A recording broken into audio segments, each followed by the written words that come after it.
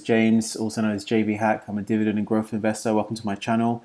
This is my portfolio, which I use Google Sheets to track all of my positions. You can see here all of my growth stocks, which I have invested in. This is the ticker symbol on the left, number of shares I have, its performance over the last 90 days, the price I bought in pounds, the price I bought in dollars. So this is just a conversion. The live price, today's market gain or market loss, my return to date, its value in pounds, and my unrealized loss or gain, and its portfolio weighting equivalent to my total portfolio. So yeah, this is literally my portfolio. These are all the growth stocks I have. You can see I'm up 35% in total. And when we compare that to Triple Q, which is an index tracking mainly tech stocks, since I began investing, which was end of July, Triple Q was at $261. It's currently at $299, so it's up 12.6%, 12.67% since end of July. Well, I'm up 35%, so I've almost doubled. Well, I've actually doubled. Nearly tripled that actually. So portfolio is doing really well. It's a great time to be a growth investor just because of the way things are happening in America. So Biden's won the election. The Federal Reserve are buying assets. Maybe some more quantitative easing happening. It is going to cause more inflation, but with more money pumping and going into stocks, the better for us growth investors. So it's a great time to be invested in growth stocks right now. Not to say that dividend investing and playing the long game is not good. That's definitely a great way to have a steady growing passive income through dividend investing and dividend stocks. But right now, growth stocks is a great way to make really fast gains. If you're careful, if you position size, that's what I do. That is basically buying in small amounts steadily and averaging up. I'm not a big fan of averaging down or lowering my cost average.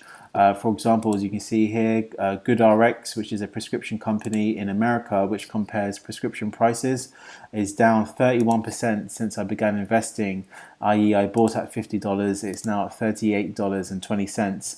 So a lot of people normally would average down to lower their cost basis.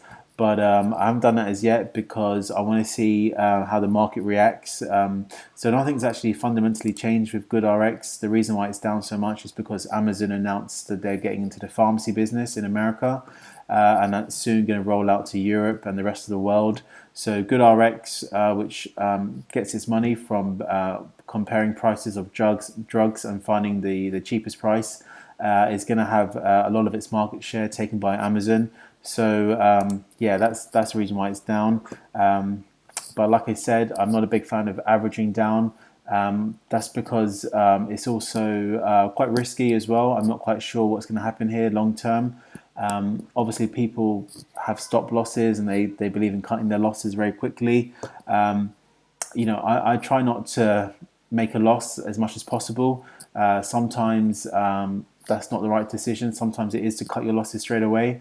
But I'm only down £356 because it is such a small size. So I'm happy to just wait and see. It's not a lot of money.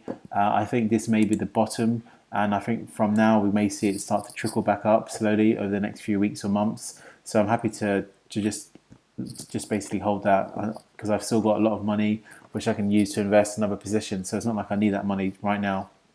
My best position is Palantir. This is a company I talked about 3 weeks ago on my channel. So I hope my subscribers were watching. And if you're new to the channel, then do subscribe because I do talk about new companies to invest in. But Palantir has been doing really well over the last few weeks. It's really amazing how much this is rallying and how much more volume is coming in, like buying volume. We're seeing a lot of investors, a lot of ETFs, a lot of index managers buy this company. Currently at $27, it did reach $32 today. The market dropped. The stock dropped around 7% at one point due to Andrew Left, which is the short seller of Citron Research, who basically tweeted about the company being overvalued and it should be around $20. So the market reacted, dropped 7%. It now closed at 4.78%. I do feel like that was a great time to buy because he is a typical short seller, which always has a short-term impact on the price. He did the same thing with NIO, saying it's overvalued, and this was around $40. It's now at $54. So yeah, he's really great at dropping the price momentarily for a short term, and that's a great time to buy. Always buy the dip. I didn't buy the dip because I've already bought the dip at $9, so I don't really want to average up. Even though I love averaging up when the conviction is really high, but this stock, it seems to be at quite a high level now. I'm not sure how much further it can go. I wouldn't be surprised if we see it go back into 30s and even 40s or 50s in the next in the next month or so.